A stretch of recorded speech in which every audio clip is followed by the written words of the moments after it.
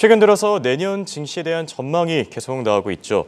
전체적으로 글로벌 IB들은 한국 주식과 함께 중국 주식이 유망할 것이다라는 평가 내놓고 있는데 오늘은 이 내용을 중점적으로 알아보겠습니다. 도움 말씀에 한국경제신문의 한상춘 논설위원 나와 있습니다. 안녕하십니까? 네, 안녕하십니까? 네, 먼저 지난주 미국 증시 마감 상황부터 체크해 보겠습니다. 네. 3대 지수 일제히 오르지 않았습니까? 네. 아무래도 그 예측 시즌인 것 같아요. 예. 이번 주에도 그 금통위에 한국은행의 그 수정된 경제 전망이 나올 거로 이렇게 보이고요. 국제협력기구, 즉 그 OECD의 세계 경제 전망도 나올 거로 이렇게 보이는데요. 예. 아마 올해 그 예측한 거를 토대로 해서 내년도에는 얼마나 맞을까 또 한번 오늘 방송을 하면서 지켜보는 것도 중요하지 않냐 하는 생각이 예. 듭니다. 일단 말씀하신 대로 지난주에 미국 증시는 굵직굵직한 국제 일정들이 많았어요. G20 발리 회담이라든가. 예. 그래서 이런 일정들을 좀 대체로 지금은 이런 일정들이 나올 때는요. 대충 갈등 요소가 많기 때문에 주가에는 좀 악재가 됩니다는 전체로 보면 이런 국제 일정을 무난히 소화했다. 이렇게 평가가 나온다 이렇게 보게 됐습니다. 아무래도 지금 정영국 PD께서 보여주시는 그 3대 지수 예. 저 문제 관련해서는 지난주에 연준 의사들의 발언이 유난히도 많았죠. 그래서 블러드 샌프란시스코 총재를 비롯해서 많이 나왔는데요. 한 두 가지 각도에서 특징을 한번 보겠습니다. 예. 일단은 종전의 그 만장일치 방식에 이렇게 해서 지난주에 그 페드 인사들의 발언은 상당히 사람마다 좀 흐트러졌다. 예. 차별화가 됐다 이렇게 됐습니다.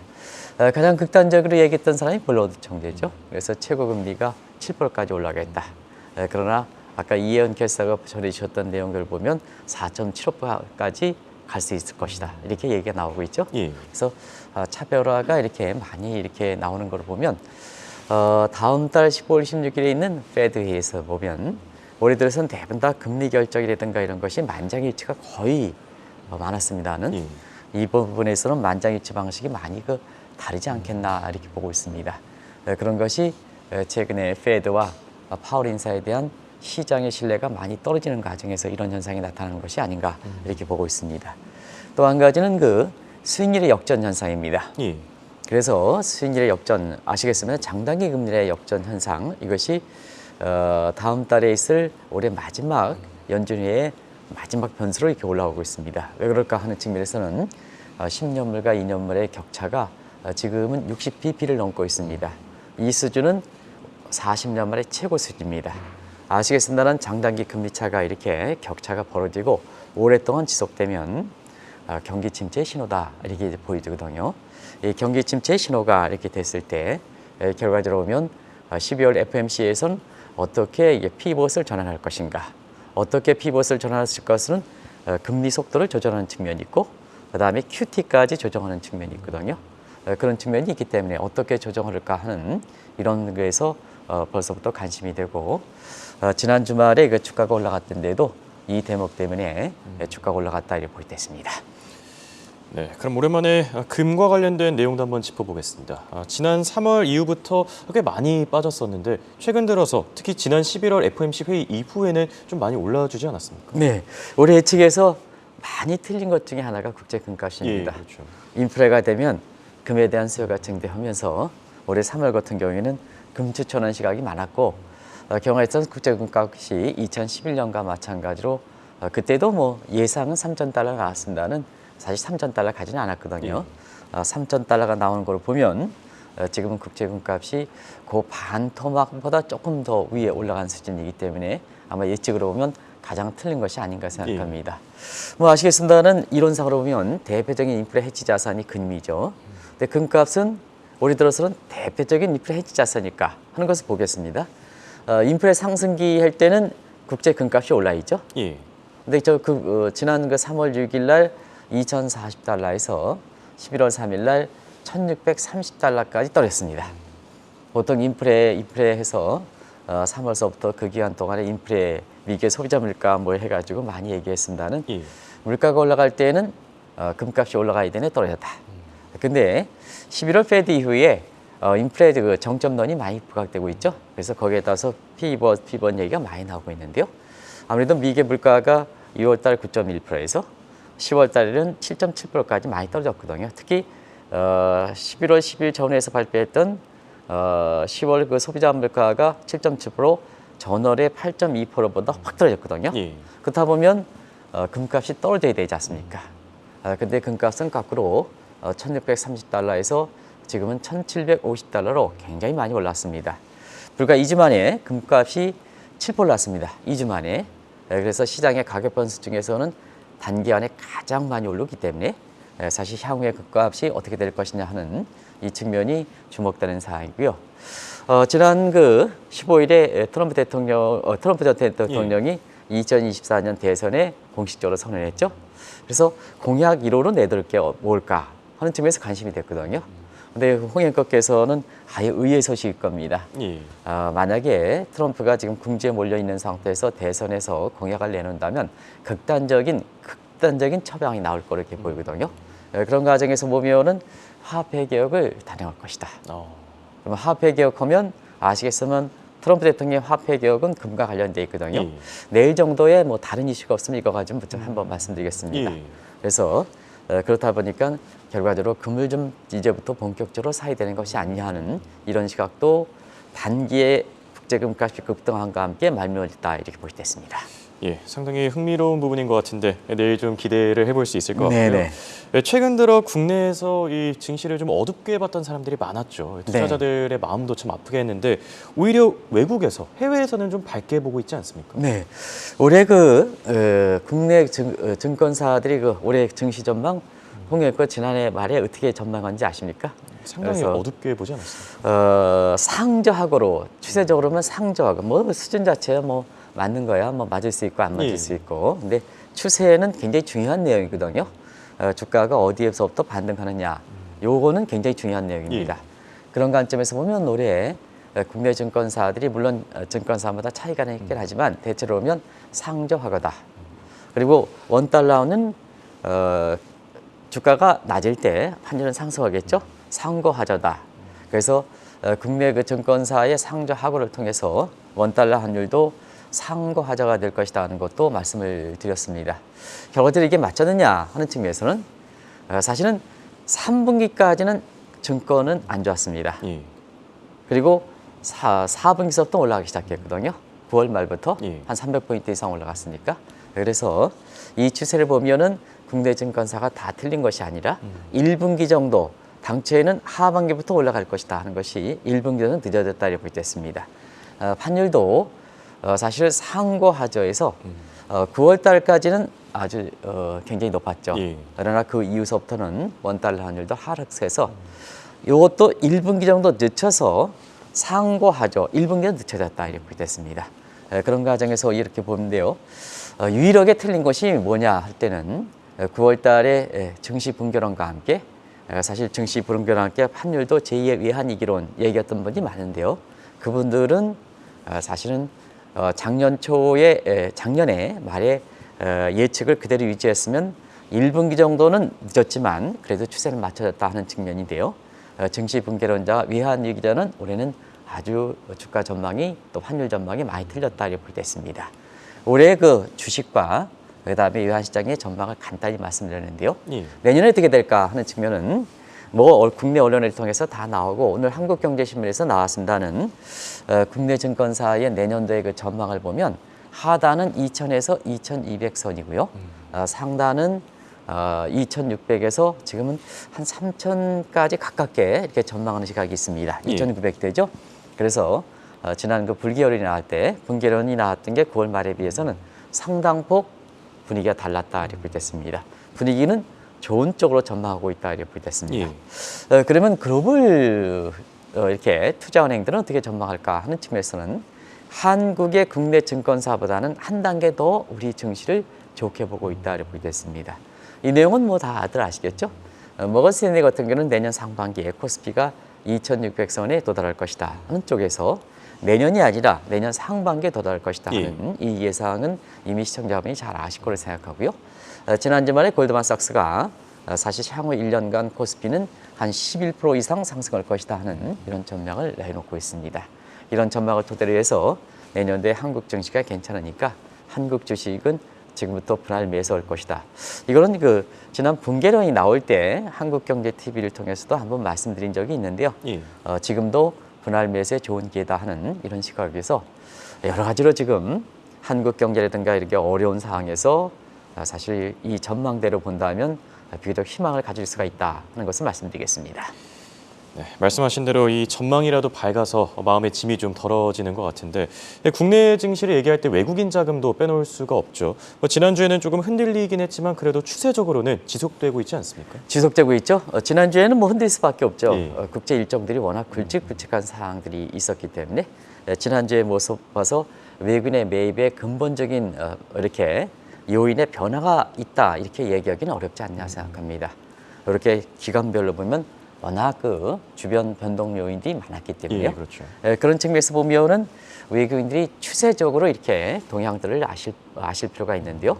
아시겠지만 9월달에 정시 분계론 이때 뭐 홍영커 아시겠죠? 예. 각종 유튜브에 아직 위기는 끝나지 않았다. 더 큰 위기가 찾아온다. 당장 4분기보다 문제가 된다. 우리 그 코스피는 2,000선 당장 떨어지고 원달러 환율은 2,000 올라간다. 이런 쪽에 얘기했죠. 예. 이때부터 외국인들은 공교롭게도 국내 주식을 사기 시작했습니다. 국내 주식 지금 얼마큼 사느냐? 뭐 코스닥까지 포함하면 이거보다 규모가 더 크겠습니다는 예. 시청자분이 언론에서 많이 익숙한 외국인의 순매수 규모 코스피 시장만 기술을 하겠습니다. 지금 코스피가 9월 말부터 5조 원 이상 수입 매입하고 있습니다. 그리고 한국을 사는 얘기거든요. 그렇기 때문에 대형주를 산다 이렇게 됐습니다. 그렇다 보니까 자연스럽게 코스피 지수의 상승폭은 빨라지겠죠. 대형주를 사니까 예. 코스피의 편입 비중에서 높다 보니까 지금은 2,450까지 그때는 2,100이 무너졌었는데요. 2,450까지 불과 2개월 만에 극복하는 상황이 되고 있다 이렇게 됐습니다. 그리고 원달러 환율도 시청자 여러분 당시에 1,448 장중한테 올라가서 모 교수가 1,600원을 돌파할 것이다. 조만간 2,000원 돌파할 것이다. 제2의 외환위기가 나올 것이다. 이런 측면에서 지금은 지난주에 1,340원대까지 이렇게 안정을 찾고 있다 이렇게 됐습니다. 그러다 보니까 정책 당국 입장에서도 학수고세에서는지 제2의 외환위기 우려 이런 부분에 대해서는 이제는 외환시장이 안정을 찾고 있다 하는 정책 당국의 공식적인 견해가 나올 정도로 아무래도 정시 분계론과 제2의 외환위기를 막는 데는 결정적인 역할을 했던 것이 외국인이다 이렇게 됐습니다. 그런 과정에서 향후의 한국 증시라든가 이런 측면에서 또 원달러 환율 향방에 있어서는 외국인의 움직임이 특별히 주목된다 하는 걸 말씀드리겠습니다.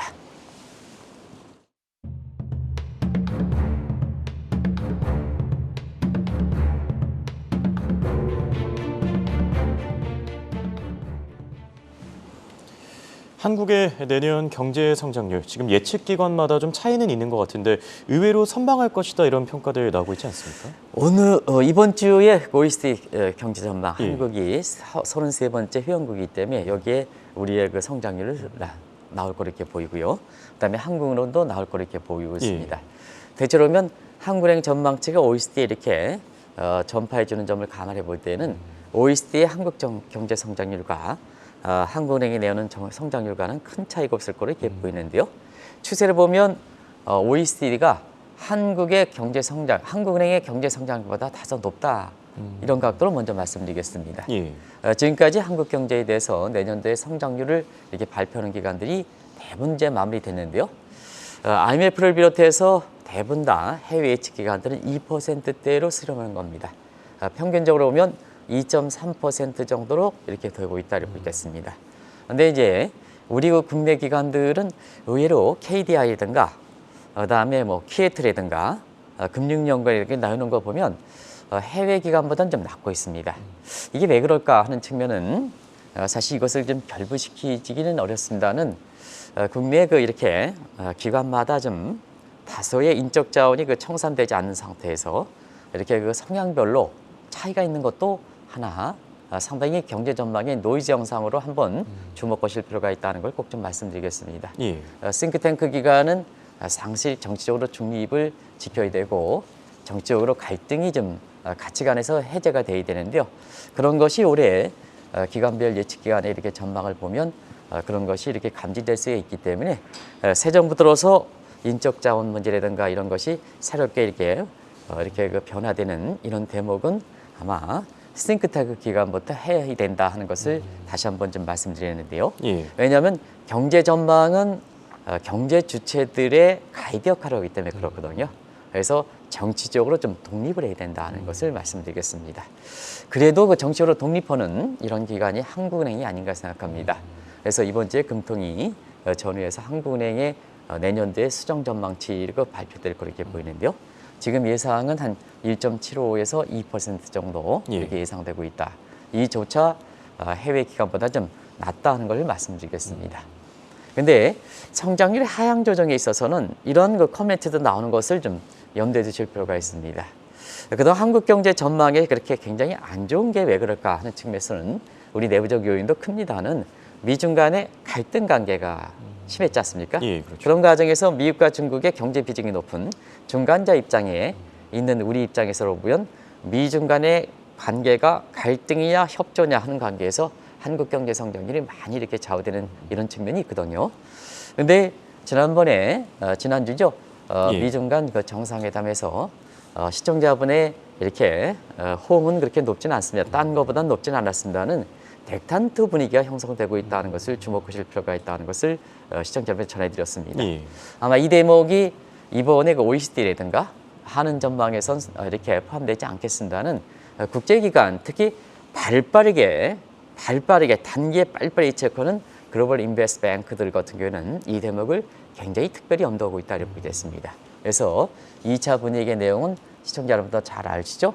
그래서 2차 정상회담 직전에 미국의 환율 보고서에서 중국을 환율 조작국으로 지정하지 않는다든가 이런 측면에 유화 제스처가 있었죠. 예. 그리고 2차 정상회담에 중국 측에서는 아주 적극적으로 유화 제스처를 취했죠. 이런 분위기가 향후에 한국 경제에 어떤 모습으로 작용할 것이냐 하는 이 측면도 주목하실 필요가 있다 이렇게 보겠습니다. 전반적으로 보면 지금까지는 내년도에 성장 정략률을 하향 수정했는데 예. 경우에 따라서는 사실 우크라이나 전쟁 종료 뭐 이렇게 해서 또 미국의 그 기준금리 인상하는 문제가 좀 정점론에 도달하고 피봇 얘기하고 이런 측면이고 지금 일본이라든가 중국이라든가 이런 것은 전부 경기 부양책을 추진하는 상태거든요.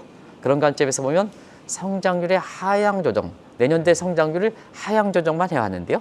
이것을 경우에 따라서는 멈추고 상향 조정하는 시점이 아마 이번에 그 11월, 12월을 전후해서 내년도에선 이런 국면도 기대해 볼 수 있다 하는 측면이 한국 경제 모습이라든가 한국의 투자 모습이라든가 이런 쪽에서 예측할 때 굉장히 예의주시해서 바라볼 대목이 아닌가 하는 생각이 듭니다. 네. 내년에는 그래도 좀 좋은 소식들을 기대해 볼 수 있을 것 같고요. 불과 한두 달 전이었던 것 같습니다. 제2의 외환위기, 이 증시를 떠들썩하게 했었는데 최근 들어서는 좀 많이 잠잠해졌습니다. 네. 이 위기 가능성에 대해서는 어떻게 보십니까? 네, 아무래도 이제 환율 수준이 지금은 성장률 전망보다 더 주목하고 기업이 예. 주목하지 않습니까? 내년도에 사업 계획을 할 때 이렇게 그 원달러 환율이 올해는 상당부 수준 자체가 굉장히 많이 올라갔지 않습니까? 이게 이제 우리 수준뿐만 아니라 전 세계 원달러 환율 그렇죠. 수준이 다 올라갔다 이렇게 됐습니다.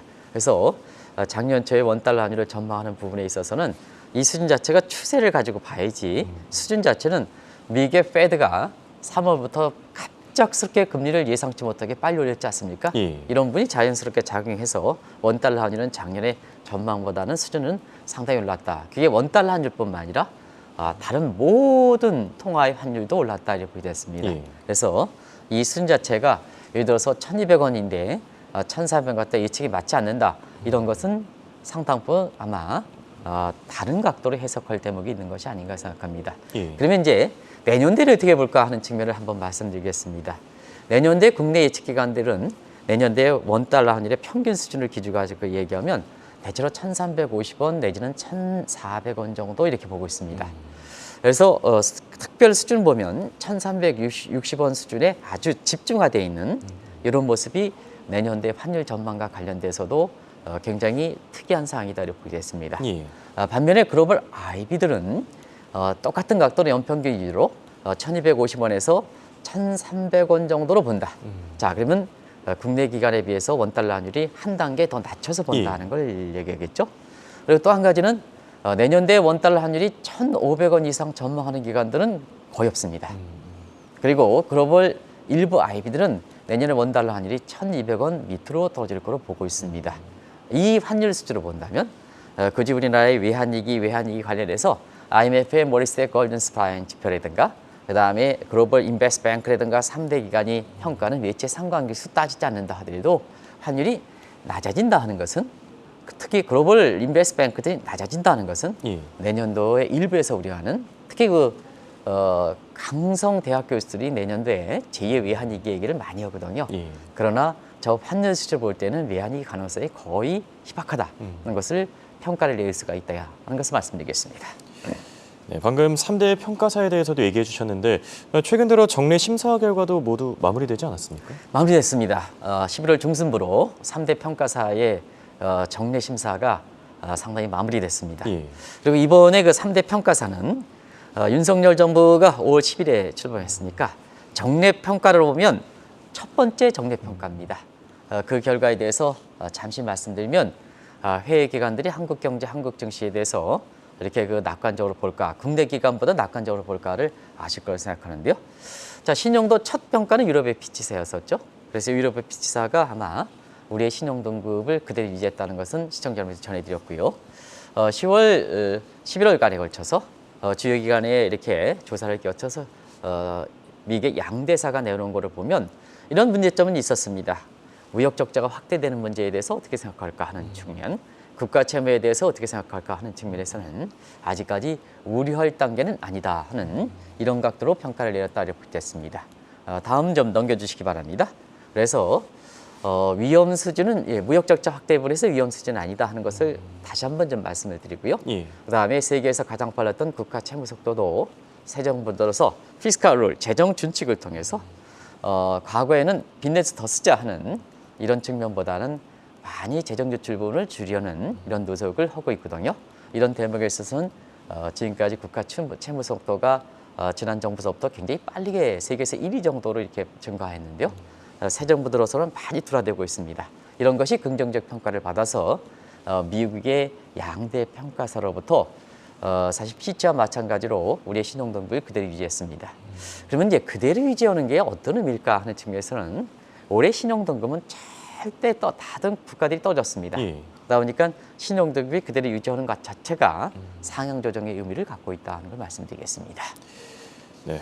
끝으로 사실 저는 이 부분이 제일 흥미로웠던 것 같은데 이번에 차이나 엑소더스, 차이나 런에 이어서 내년에는 USA 런까지 한국 증시에 들어온다. 이런 얘기들은 어떻게 보십니까? 네, 요즘 차이나론 아마 이 방송을 통해서 차이론 점 부분에 대해서 말씀을 드려서 요새 예. 굉장히 유행어가 됐죠. 예, 그렇죠. 근데 내년에는 USA 론, 아메리카 론 이런 얘기가 이제 나오고 있는데요. 그런 각도에서 한국 증시에 들어오면 차이나 론에서 USA 론까지 되면 내년도에 증시가 좋겠죠. 예. 그런 과정에서 골드만삭스의 그 지난 주말에 화제가 됐던 보고서 내용을 잠시 좀 아까 이영께서 간단하게 정리해 드렸습니다. 그 내용을 원본을 중심으로 해서 다시 한번 말씀드리겠습니다. 올해 증시는 아시겠습니다는 동남아 좋았습니다. 인도네시아 좋았죠. 브라질도 좋았죠. 그렇죠. 그리고 인도도 좋았습니다. 아마 킹달러, 갓달러 얘기를 하지만 달러보다 더 많이 올라갔던 게 브라질의 헤아라고 멕시코 페소였습니다. 인도네시아라든가 이런 것도 이렇게 통화치가 우리보단 하락률, 달러에 대한 하락률이 우리보다는 상대적으로 상당폭 적었습니다.